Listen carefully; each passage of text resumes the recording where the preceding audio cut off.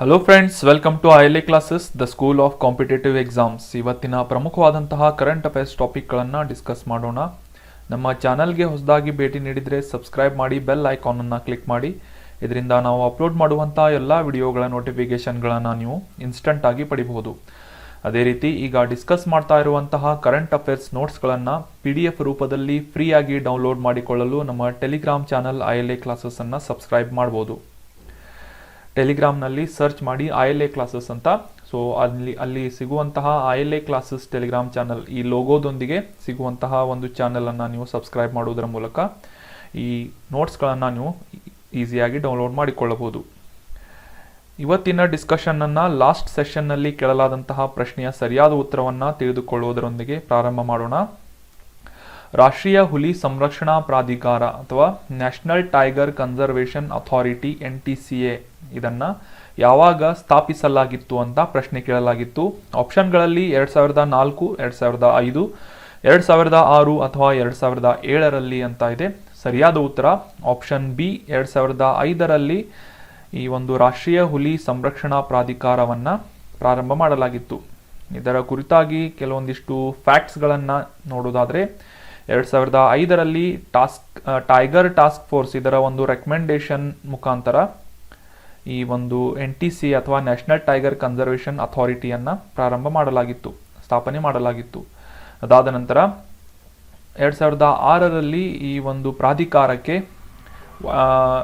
Wild life protection act ಅಥವಾ ವನ್ಯಜೀವಿ ಸಂರಕ್ಷಣಾ ಕಾಯ್ದೆ 1972ರ ಅಡಿಯಲ್ಲಿ ಇದಕ್ಕೆ ಸ್ಟ್ಯಾಟ್ಯೂಟರಿ ಸ್ಟೇಟಸ್ ಅಥವಾ ಶಾಸನಬದ್ಧವಾದಂತಹ ಒಂದು ಸ್ಥಾನಮಾನವನ್ನು ಕೂಡ ಈ ನ್ಯಾಷನಲ್ ಟೈಗರ್ ಕನ್ಸರ್ವೇಷನ್ ಅಥಾರಿಟಿಗೆ ನೀಡಲಾಗಿದೆ. ಮುಖ್ಯವಾಗಿ ಈ ಹುಲಿಗಳ ಸಂರಕ್ಷಣೆ ಕುರಿತಾದಂತಹ ಸಾಕಷ್ಟು ವಿಷಯಗಳ ಕುರಿತಾಗಿ ಈ ಒಂದು ಪ್ರಾಧಿಕಾರ ಕೆಲಸವನ್ನು ಮಾಡುತ್ತದೆ. ಸರಿಯಾಗಿ ಕಮೆಂಟ್ ಬಾಕ್ಸ್ನಲ್ಲಿ ಕಮೆಂಟ್ ಮಾಡಿದಂತಹ ಎಲ್ಲ ಸ್ಟೂಡೆಂಟ್ಸ್ಗಳಿಗೆ ಕಾಂಗ್ರ್ಯಾಚುಲೇಷನ್ಸ್. ಇದೇ ರೀತಿ ಡಿಸ್ಕಷನ್ನಲ್ಲಿ ಭಾಗವಹಿಸ್ತಾ ಇರಿ. ನಿಮ್ಮ ಯಾವುದೇ ಕ್ವೇರೀಸ್ಗಳು ಅಥವಾ ಸಜೆಷನ್ಗಳಿದ್ರೆ ಕೂಡ ಕಮೆಂಟ್ ಬಾಕ್ಸ್ನಲ್ಲಿ ಕಮೆಂಟ್ ಮಾಡಿ ಅಂತ ಹೇಳ್ತಾ, ಇನ್ನು ಇವತ್ತಿನ ಪ್ರಶ್ನೆಯನ್ನು ನೋಡೋಣ. ನಮ್ಮ ಕೇಂದ್ರ ಸರ್ಕಾರದ ಮಹತ್ವಾಕಾಂಕ್ಷಿ ಗುರಿಯಾದಂತಹ ಈ ಪೆಟ್ರೋಲ್ನಲ್ಲಿ 20% ಎಥೆನಾಲ್ ಅನ್ನ ಮಿಶ್ರಣ ಮಾಡಿ ಪೆಟ್ರೋಲ್ ಅನ್ನ ಬಳಕೆ ಮಾಡಲಾಗುವುದು ಅಂತ ಒಂದು ಗುರಿಯನ್ನ ಕೇಂದ್ರ ಸರ್ಕಾರದಿಂದ ಇಡಲಾಗಿದೆ. ಸೊ ಮುಖ್ಯವಾಗಿ ಈ ಹಸಿರು ಇಂಧನದ ಒಂದು ಉತ್ಪಾದನೆಯ ಒಂದು ದೃಷ್ಟಿಯಲ್ಲಿ ಎಥೆನಾಲ್ ಪ್ರೊಡಕ್ಷನ್ಗೆ ಜಾಸ್ತಿ ಒತ್ತನ್ನು ಕೇಂದ್ರ ಸರ್ಕಾರದಿಂದ ನೀಡಲಾಗ್ತಾ ಇದೆ. ಇದರ ಮುಖ್ಯ ಉದ್ದೇಶ ಏನು ಅಂತಂದ್ರೆ, ಈ ಪೆಟ್ರೋಲಿಯಂ ಖರೀದಿಗೆ ಭಾರತದ ಆರ್ಥಿಕತೆಯ ಮೇಲೆ ಯಾವ ರೀತಿ ಒಂದು ಪರಿಣಾಮವನ್ನು ಬೀರ್ತಾ ಇದೆ ಮತ್ತು ಈ ಒಂದು ಪರಿಸರ ಸಂರಕ್ಷಣೆಗಾಗಿ ಎಥೆನಾಲ್ ಮಿಶ್ರಣ ಮಾಡಿದಂತಹ ಒಂದು ಪೆಟ್ರೋಲ್ ಅನ್ನ ಬಳಸುವುದರಿಂದ ಈ ಪರಿಸರ ಮಾಲಿನ್ಯವನ್ನ ಕೂಡ ತಡೆಗಟ್ಟಬಹುದಾಗಿದೆ ಅನ್ನುವ ಒಂದು ಮಹತ್ವಾಕಾಂಕ್ಷಿಯಾದಂತಹ ಉದ್ದೇಶದಿಂದ ಈ ಯಾವ ವರ್ಷದವರೆಗೆ ಕೇಂದ್ರ ಸರ್ಕಾರ ಈ ಒಂದು 20%ನಷ್ಟು ಎಥೆನಾಲ್ ಅನ್ನ ಪೆಟ್ರೋಲ್ ನಲ್ಲಿ ಮಿಕ್ಸ್ ಮಾಡಬೇಕು ಅಂತ ಒಂದು ಗುರಿಯನ್ನ ಹೊಂದಿದೆ ಅಂತ ಪ್ರಶ್ನೆ ಇದ್ದು, ಆಪ್ಷನ್ಗಳಲ್ಲಿ 2023, 2024 ಅಥವಾ 2025 ಅಥವಾ 2026 ಅಂತ ಇದೆ.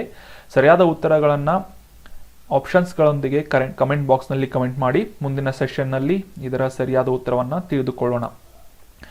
ಇನ್ನು ಇವತ್ತಿನ ಆರ್ಟಿಕಲ್ಗೆ ಸಂಬಂಧಿಸಿದಂತಹ ಪ್ರಶ್ನೆಯನ್ನ ನೋಡೋದಾದ್ರೆ, ದೆಹಲಿಯಲ್ಲಿ ರೀಸೆಂಟ್ ಆಗಿ ರಾಜಪಥದ ಹೆಸರನ್ನ ಮರುನಾಮಕರಣ ಮಾಡಲಾಗಿದೆ. ಸೊ ಇದರ ಹೊಸ ಹೆಸರು ಏನು ಅಂತ ಪ್ರಶ್ನೆ ಇದೆ. ಆಪ್ಷನ್ಗಳಲ್ಲಿ ಈ ರಾಜಪಥಕ್ಕೆ ಸ್ವತಂತ್ರ ಪಥ್ ಅಂತ ಹೆಸರಿಡಲಾಗಿದೆ ಅಥವಾ ವಿಜಯ ಪಥ್ ಅಂತ ಇಡಲಾಗಿದೆ, ಜನ್ಪಥ್ ಅಂತ ಕರಿತಾ ಇದ್ದಾರೆ ಅಥವಾ ಕರ್ತವ್ಯ ಪಥ್ ಅಂತ ಹೆಸರು ಇಡಲಾಗಿದೆ, ಮರುನಾಮಕರಣ ಮಾಡಲಾಗಿದೆ ಅಂತ ಪ್ರಶ್ನೆ ಇದೆ. ಈ ಆಪ್ಷನ್ಗಳ ಪ್ರಕಾರ ಸರಿಯಾದ ಉತ್ತರ 4ನೇ ಆಪ್ಷನ್ ಕರ್ತವ್ಯ ಪಥ್. ಇಲ್ಲಿಯವರೆಗೆ ಈ ದೆಹಲಿಯಲ್ಲಿ ರಾಜ್ಪಥ್ ಅಂತ ಇದ್ದಂತಹ ಒಂದು ಮಾರ್ಗವನ್ನ ಕರ್ತವ್ಯ ಪಥ್ ಅಂತ ಮರುನಾಮಕರಣ ಮಾಡಲಾಗಿದೆ. ಇದರ ಕುರಿತಾಗಿ ಈ ಆರ್ಟಿಕಲ್ ಅನ್ನ ಡಿಸ್ಕಸ್ ಮಾಡೋಣ. ದೆಹಲಿಯ ಐಕಾನಿಕ್ ಮತ್ತು ಐತಿಹಾಸಿಕವಾದಂತಹ ರಾಷ್ಟ್ರಪತಿ ಭವನದ ಎದುರಿಗೆ ಇರುವಂತಹ ಇಂಡಿಯಾ ಗೇಟ್ ವರೆಗಿನ ಒಂದು ಮಾರ್ಗವನ್ನ ರಾಜ್ಪಥ್ ಅಂತ ಕರೆಯಲಾಗ್ತಾ ಇತ್ತು. ಸೊ ಅದರ ಒಂದು ಮರುನಾಮಕರಣವನ್ನ ರೀಸೆಂಟ್ ಆಗಿ ಮಾಡಲಾಗಿದ್ದು, ಇದಕ್ಕೆ ಕರ್ತವ್ಯ ಪಥ್ ಅಥವಾ ಕರ್ತವ್ಯದ ಹಾದಿ ಅಂತ ಮರುನಾಮಕರಣ ಮಾಡಲಾಗಿದೆ. ಪ್ರಧಾನಮಂತ್ರಿ ನರೇಂದ್ರ ಮೋದಿ ಅವರು ಗುರುವಾರ ಅಥವಾ ಸೆಪ್ಟೆಂಬರ್ 8ರಂದು ಈ ನವೀಕರಿಸಿದ ಒಂದು ಸೆಂಟ್ರಲ್ ವಿಸ್ಟಾ ಅವೆನ್ಯೂ ಉದ್ಘಾಟನೆಯ ಸಮಾರಂಭದಲ್ಲಿ ಈ ಒಂದು ವಿಷಯವನ್ನ ಘೋಷಣೆ ಮಾಡಿದ್ದು, ಈ ಕರ್ತವ್ಯ ಪಥ್ ಅಂತ ಈ ಒಂದು ರಾಷ್ಟ್ರಪತಿ ಭವನ ಎದುರಿಗಿರುವಂತಹ ರಾಜ್ಪಥದ ಹೆಸರನ್ನ ಮರುನಾಮಕರಣ ಮಾಡಲಾಗಿದೆ. ಈ ಕರ್ತವ್ಯ ಪಥ್ ಅಥವಾ ಇದಕ್ಕಿಂತ ಮುಂಚೆ ಕರೆಯಲಾಗ್ತಾ ಇದ್ದಂತಹ ರಾಜ್ಪಥ್ ಬಗ್ಗೆ ಕೆಲವೊಂದಿಷ್ಟು ಇಂಪಾರ್ಟೆಂಟ್ ಫ್ಯಾಕ್ಟ್ಸ್ಗಳನ್ನು ತಿಳಿದುಕೊಳ್ಳೋಣ. 1920ರ ವೇಳೆಗೆ ಈ ಬ್ರಿಟಿಷ್ ಆರ್ಕಿಟೆಕ್ಟ್ ಆದಂತಹ ವಾಸ್ತುಶಿಲ್ಪಿಗಳಾದಂತಹ ಎಡ್ವಿನ್ ಲೂಟೆನ್ಸ್ ಮತ್ತು ಹರ್ಬರ್ಟ್ ಬೇಕರ್ ಅವರು ಈ ಕಿಂಗ್ಸ್ ವೇ ಅನ್ನುವ ಹೆಸರಿನಲ್ಲಿ ಈ ಒಂದು ರಾಜ್ಪಥ್ ಅನ್ನ ನಿರ್ಮಾಣ ಮಾಡಿದ್ರು. ಸ್ವತಂತ್ರ ನಂತರ ಇದನ್ನ ರಾಜ್ಪಥ್ ಅಂತ ಅಂದ್ರೆ ಕಿಂಗ್ಸ್ ವೇ ಅಂತ ಇದನ್ನ ಮುಂಚೆ ಕರಿತಾ ಇದ್ರು. ಕಿಂಗ್ಸ್ ವೇ ಅಂತಂದ್ರೆ ರಾಜನ ಮಾರ್ಗ ಅಂತ ಇದನ್ನ ಕರಿತಾ ಇದ್ರು. ಆದ್ರೆ ಈಗ ಸ್ವತಂತ್ರ ನಂತರ ಇದನ್ನ ರಾಜ್ಪಥ್ ಅಂತ ಅಂದ್ರೆ ಜಸ್ಟ್ ಇಂಗ್ಲಿಷ್ನಿಂದ ಹಿಂದಿಗೆ ಅದನ್ನ ಅನುವಾದ ಮಾಡದಂತಹ ಒಂದು ರಾಜ್ಪಥ್ ಅಂತ ಹೆಸರನ್ನ ಬದಲಾಯಿಸಲಾಗಿತ್ತು. ಆದರೆ ಈ ಒಂದು ವಸಾಹತುಶಾಹಿಯ ಒಂದು ಮನೋಸ್ಥಿತಿಯನ್ನ ಬಿಡಬೇಕು ಅಂತ ರೀಸೆಂಟ್ ಆಗಿ ನಮ್ಮ ನರೇಂದ್ರ ಮೋದಿ ಅವರು ಕರೆ ಕೊಟ್ಟಿದ್ದ ಒಂದು ಹಿನ್ನೆಲೆಯಲ್ಲಿ ಈ ರಾಜ್ಪಥ್ ಅನ್ನುವ ಹೆಸರನ್ನ ಬದಲಾಯಿಸಿ ಕರ್ತವ್ಯ ಪಥ್ ಅಂತ ಹೆಸರನ್ನ ಮರುನಾಮಕರಣ ಮಾಡಲಾಗಿದೆ. ಇನ್ನು ಮುಂದಿನ ಪ್ರಶ್ನೆಯನ್ನ ನೋಡೋಣ. ನಮ್ಮ ಭಾರತೀಯ ಸಂವಿಧಾನದ ಯಾವ ಪರಿಚ್ಛೇದದಲ್ಲಿ ರಾಷ್ಟ್ರೀಯ ಪರಿಶಿಷ್ಟ ಜಾತಿ ಆಯೋಗವನ್ನ ಉಲ್ಲೇಖಿಸಲಾಗಿದೆ ಅಂತ ಪ್ರಶ್ನೆ ಇದೆ. ರಾಷ್ಟ್ರೀಯ ಪರಿಶಿಷ್ಟ ಜಾತಿ ಆಯೋಗ ಅಂತಂದ್ರೆ ಶೆಡ್ಯೂಲ್ಡ್ ಕಾಸ್ಟ್ ಕಮಿಷನ್ ಅಂತ ಕರೆಯಲಾಗುತ್ತೆ.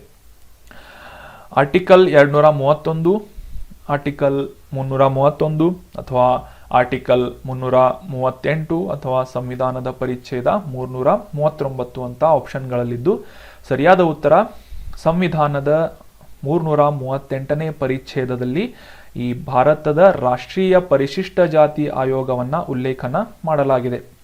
ಸೊ ಇದು ರೀಸೆಂಟ್ ಆಗಿ ನಮ್ಮ NCSC ಅಥವಾ national commission for scheduled caste ನ್ಯೂಸ್ನಲ್ಲಿತ್ತು. ಏನು ಅಂತಂದ್ರೆ ಈ ಸರ್ಕಾರದಿಂದ ಮಾಡಲಾದಂತಹ ಸಾಕಷ್ಟು SC ಜನರ ಕಲ್ಯಾಣಕ್ಕಾಗಿ ಮಾಡಲಾದಂತಹ ಕಾರ್ಯಕ್ರಮಗಳನ್ನು ಅನುಷ್ಠಾನಗೊಳಿಸುವಲ್ಲಿ ಈ ಗುರಿಗಳನ್ನು ಪೂರೈಸುವಲ್ಲಿ ಬ್ಯಾಂಕರ್ಗಳು ಕೆಲಸ ಮಾಡಬೇಕು ಅಂತ ನಮ್ಮ ಭಾರತದ ಈ ಪರಿಶಿಷ್ಟ ಜಾತಿಯ ರಾಷ್ಟ್ರೀಯ ಆಯೋಗದ ಉಪಾಧ್ಯಕ್ಷರಾದಂತಹ ಅರುಣ್ ಲದಾರ್ ಅವರು ಒಂದು ಕರೆಯನ್ನ ಅಥವಾ ನಿರ್ದೇಶನವನ್ನ ಈ ಬ್ಯಾಂಕರ್ಗಳಿಗೆ ನೀಡಿದ್ದಾರೆ.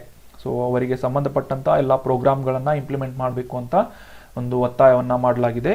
ಸೊ ಪರಿಶಿಷ್ಟ ಜಾತಿ ರಾಷ್ಟ್ರೀಯ ಆಯೋಗ ಅಥವಾ national commission for scheduled caste ನ್ಯೂಸ್ನಲ್ಲಿರೋದ್ರಿಂದ ಇದರ ಬಗ್ಗೆ ಇಂಪಾರ್ಟೆಂಟ್ ಆಗಿದೆ, ವೆರಿ ಇಂಪಾರ್ಟೆಂಟ್. ಇದನ್ನ ನೋಟ್ ಮಾಡಿ ಇಟ್ಕೊಳ್ಳಿ. ಈ ಪರಿಶಿಷ್ಟ ಜಾತಿ ರಾಷ್ಟ್ರೀಯ ಆಯೋಗ ಏನಿದೆ ಇದು ಒಂದು ಸಂವಿಧಾನಿಕವಾದಂತಹ ಸಂಸ್ಥೆಯಾಗಿದೆ. ಸಂವಿಧಾನಿಕವಾದ ಸಂಸ್ಥೆ ಏನು ಅಂತಂದ್ರೆ ನಮ್ಮ ಭಾರತದ ಸಂವಿಧಾನದಲ್ಲಿ ಉಲ್ಲೇಖವಾದಂತಹ ಒಂದು ಆಯೋಗ ಈ ಪರಿಶಿಷ್ಟ ಜಾತಿಯ ರಾಷ್ಟ್ರೀಯ ಆಯೋಗ ಆಗಿದೆ. ಇದು ಸಾಮಾಜಿಕ ನ್ಯಾಯ ಮತ್ತು ಸಬಲೀಕರಣ ಅಥವಾ ಸೋಷಿಯಲ್ ಜಸ್ಟಿಸ್ ಅಂಡ್ ಎಂಪವರ್ಮೆಂಟ್ ಅನ್ನುವ ಮಿನಿಸ್ಟ್ರಿ ಅಡಿಯಲ್ಲಿ ಅಥವಾ ಸಚಿವಾಲಯದ ಅಡಿಯಲ್ಲಿ ಬರುವಂತಹ ಒಂದು ಸಾಂವಿಧಾನಿಕವಾದಂತಹ ಸಂಸ್ಥೆ ಯಾವುದು ಪರಿಶಿಷ್ಟ ಜಾತಿಯ ರಾಷ್ಟ್ರೀಯ ಆಯೋಗ ಆಗಿದೆ.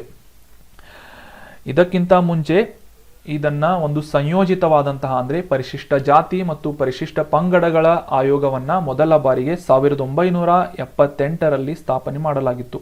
ಆಗಸ್ಟ್ 1978ರಲ್ಲಿ ಇದು ಒಂದು ಸಂಯೋಜಿತವಾದಂತಹ ಆಯೋಗವಾಗಿದ್ದು ಇದರಲ್ಲಿ ಪರಿಶಿಷ್ಟ ಜಾತಿ ಮತ್ತು ಪರಿಶಿಷ್ಟ ಪಂಗಡಗಳು ಅಂತ ಎರಡು ಒಂದು ಆಯೋಗಗಳನ್ನ ಮರ್ಜ್ ಮಾಡಿ 338ನೇ ವಿಧಿಯ ಅಡಿಯಲ್ಲಿ 1978ರಲ್ಲಿ ಇದನ್ನ ಸಂವಿಧಾನಿಕವಾದಂತಹ ಸಂಸ್ಥೆಯನ್ನಾಗಿ ಸ್ಥಾಪಿಸಲಾಗಿತ್ತು.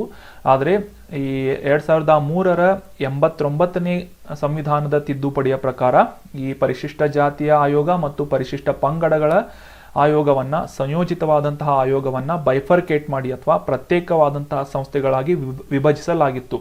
ಅದಾದ ನಂತರ 2003ರಿಂದ ಈ ಒಂದು ಸಂವಿಧಾನದ ತಿದ್ದುಪಡಿಯ ಪ್ರಕಾರ ಆರ್ಟಿಕಲ್ 338ರಲ್ಲಿ ಈ ಪರಿಶಿಷ್ಟ ಜಾತಿಯ ಆಯೋಗ ಮತ್ತು 338A ಆರ್ಟಿಕಲ್ನಲ್ಲಿ ಪರಿಶಿಷ್ಟ ಪಂಗಡಗಳ ಆಯೋಗಗಳನ್ನಾಗಿ ಪ್ರತ್ಯೇಕ ಮಾಡಲಾಗಿತ್ತು. ಇನ್ನು ಈ ಪರಿಶಿಷ್ಟ ಜಾತಿಯ ರಾಷ್ಟ್ರೀಯ ಆಯೋಗ ಅಥವಾ national commission for scheduled cost ಇದರ ಒಂದು ಮುಖ್ಯ ಮ್ಯಾಂಡೇಟ್ ಅನ್ನ ತಿಳ್ಕೊಳ್ಳೋದಾದ್ರೆ ಇದು ಪರಿಶಿಷ್ಟ ಜಾತಿಯ ಜನರ ಸಾಮಾಜಿಕ, ಶೈಕ್ಷಣಿಕ, ಆರ್ಥಿಕ ಮತ್ತು ಸಾಂಸ್ಕೃತಿಕ ಹಿತಾಸಕ್ತಿಗಳನ್ನ ಉತ್ತೇಜಿಸುವುದು ಮತ್ತೆ ಅವರ ಆಸಕ್ತಿಗಳನ್ನ ರಕ್ಷಿಸುವುದು ಮತ್ತೆ ಆ ಜನರ ಶೋಷಣೆಯ ವಿರುದ್ಧ ಒಂದು ರಕ್ಷಣೆ ನೀಡುವ ದೃಷ್ಟಿಯಿಂದ ಈ ಒಂದು ಶೆಡ್ಯೂಲ್ಡ್ ಕಾಸ್ಟ್ ನ್ಯಾಷನಲ್ ಕಮಿಷನ್ ಅನ್ನ ಸ್ಥಾಪನೆ ಮಾಡಲಾಗಿತ್ತು. ನೆನ್ಪಿಟ್ಕೊಳ್ಳಿ, ಈ NCSC ಏನಿದೆ 338ನೇ ವಿಧಿಯ ಅಡಿಯಲ್ಲಿ ಮೆನ್ಷನ್ ಮಾಡಲಾಗಿದ್ದು 89ನೇ ತಿದ್ದುಪಡಿಯ ಪ್ರಕಾರ 338A ಈ ಒಂದು ಸಂವಿಧಾನದ ಆರ್ಟಿಕಲ್ನಲ್ಲಿ ಪರಿಶಿಷ್ಟ ಪಂಗಡಗಳಿಗೆ ಸಂಬಂಧಿಸಿದಂತಹ ರಾಷ್ಟ್ರೀಯ ಆಯೋಗವನ್ನ ಮೆನ್ಷನ್ ಮಾಡಲಾಗಿದೆ.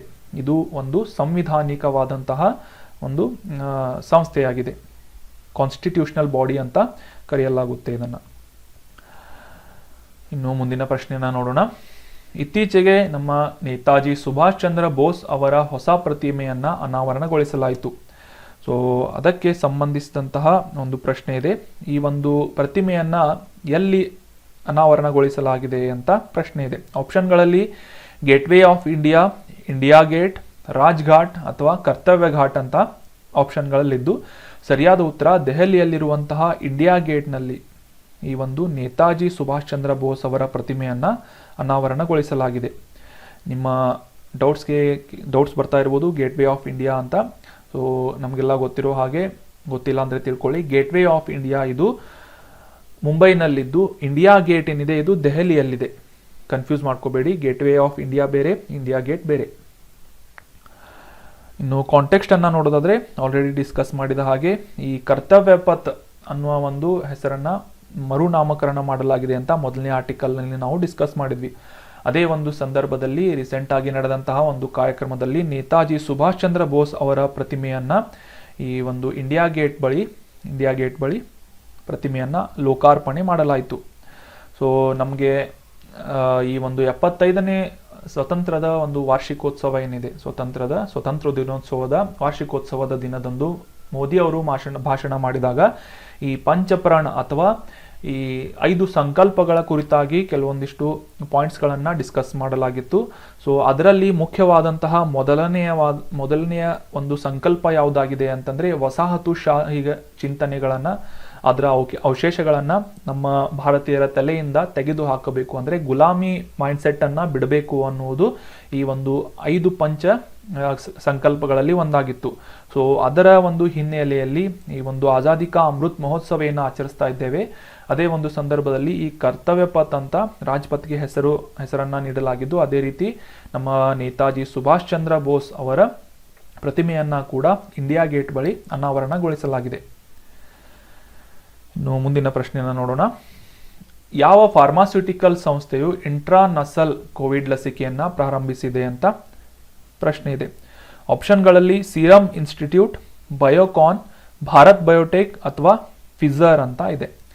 ಸೊ ನಮಗೆಲ್ಲ ಗೊತ್ತಿರುವ ಹಾಗೆ ಈಗ ಸದ್ಯಕ್ಕೆ ನೀಡ್ತಾ ಇರುವಂತಹ ಕೋವಿಡ್-19ನ ಚುಚ್ಚುಮದ್ದನ್ನ ಸಿರೆಂಜ್ಗಳ ಮುಖಾಂತರ, ಇಂಜೆಕ್ಷನ್ಗಳ ಮುಖಾಂತರ ನೀಡಲಾಗ್ತಾ ಇದ್ದು, ಮೂಗಿನ ಮೂಲಕ ಅಥವಾ ಇಂಟ್ರಾನಸಲ್ ಕೋವಿಡ್ ಲಸಿಕೆಯನ್ನ ಡೆವಲಪ್ ಮಾಡಿದ್ದು ಭಾರತ್ ಬಯೋಟೆಕ್ ಅನ್ನುವ ಒಂದು ಫಾರ್ಮಾಸ್ಯೂಟಿಕಲ್ ಕಂಪನಿ.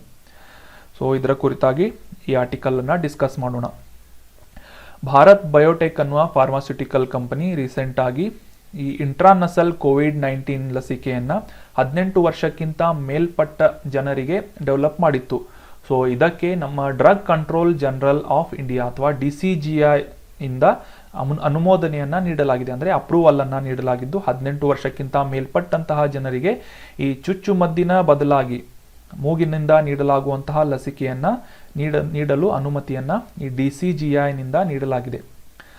ಸೊ ಈ ಕೇಂದ್ರ ಆರೋಗ್ಯ ಮತ್ತು ಕುಟುಂಬ ಕಲ್ಯಾಣ ಸಚಿವರಾದಂತಹ ಈ ಮನ್ಸುಖ್ ಮಾಂಡವ್ಯ ಕೂಡ ಈ ಇಂಟ್ರಾನಸಲ್ ಕೋವಿಡ್ ಲಸಿಕೆ ಅಥವಾ ಮೂಗಿನಿಂದ ನೀಡಲಾಗುವಂತಹ ಈ ಲಸಿಕೆ ಏನಿದೆ, ಇದು ನಮ್ಮ ಭಾರತದ ಈ ಕೋವಿಡ್-19 ವಿರುದ್ಧ ಹೋರಾಡುತ್ತಿರುವಂತಹ ಹೋರಾಟಕ್ಕೆ ಬೂಸ್ಟ್ ಅನ್ನ ನೀಡಲಿದೆ ಅಥವಾ ಬಿಗ್ ಬೂಸ್ಟ್ ಅನ್ನ ನೀಡಲಿದೆ ಅಂತ ಕರೆದಿದ್ದಾರೆ. ಸೊ ಇದು ಭಾರತದಲ್ಲಿ ಮೊದಲ ಬಾರಿಗೆ ಮೂಗಿನಿಂದ ನೀಡುವಂತಹ ಒಂದು ಕೋವಿಡ್-19 ವಿರುದ್ಧ ಲಸಿಕೆಯಾಗಿದೆ. ದೇಶೀಯವಾಗಿ ಡೆವಲಪ್ ಮಾಡಲಾದಂತಹ ಒಂದು ವ್ಯಾಕ್ಸಿನ್ ಆಗಿದೆ. ಇದರ ಹೆಸರನ್ನ ತಿಳ್ಕೊಳ್ಳೋದಾದ್ರೆ ಇನ್ಕೋವ್ಯಾಕ್ ಅಂತ ಇದರ ಹೆಸರು, INCOVACC ಅಂತ ಇದರ ಹೆಸರಾಗಿದ್ದು, ಮೂಗಿನ ಹನಿಗಳ ಮೂಲಕ ಅಂದರೆ ಡ್ರಾಪ್ಸ್ಗಳ ಮೂಲಕ ಇಂಟ್ರಾನಸಲ್ ವಿತರಣೆಯನ್ನ ಕೊಡಲು DCGI ಅನುಮೋದನೆಯನ್ನ ನೀಡಿದೆ. ಇದರ ಮುಖ್ಯವಾದಂತಹ ಡೆವಲಪ್ ಮಾಡುವುದಕ್ಕೆ ಒಂದು ಸ್ಪಿರಿಟ್ ಏನು ಅಂತಂದ್ರೆ, ಈ ಬಡ ರಾಷ್ಟ್ರಗಳಿಗೆ ಮತ್ತು ಕಡಿಮೆ ಮತ್ತು ಮಧ್ಯಮ ಆದಾಯದ ದೇಶಗಳಿಗೆ ಈ ಒಂದು ಕಡಿಮೆ ವೆಚ್ಚದಲ್ಲಿ ಪರಿಣಾಮಕಾರಿಯಾದಂತಹ ಒಂದು ಕೋವಿಡ್ ಲಸಿಕೆಯನ್ನ ಕಂಡುಹಿಡಿಯಬೇಕೆಂಬ ನಿಟ್ಟಿನಲ್ಲಿ ಸಾಕಷ್ಟು ಸಂಶೋಧಕರು ಈ ಒಂದು ನಿಟ್ಟಿನಲ್ಲಿ ಸಂಶೋಧನೆಯನ್ನ ನಡೆಸಿದ್ರು. ಸೊ ಸದ್ಯಕ್ಕೆ ಈ ಒಂದು ಸಂಶೋಧನೆಯಲ್ಲಿ ಯಶಸ್ವಿಯನ್ನ ಕಂಡಂತಹ ಭಾರತದ ದೇಶೀಯ ಸಂಶೋಧಕರು ಈ ಒಂದು ಇಂಟ್ರಾನಸಲ್ ವಿತರಣೆಯನ್ನ ಡೆವಲಪ್ ಮಾಡಿದ್ದಾರೆ.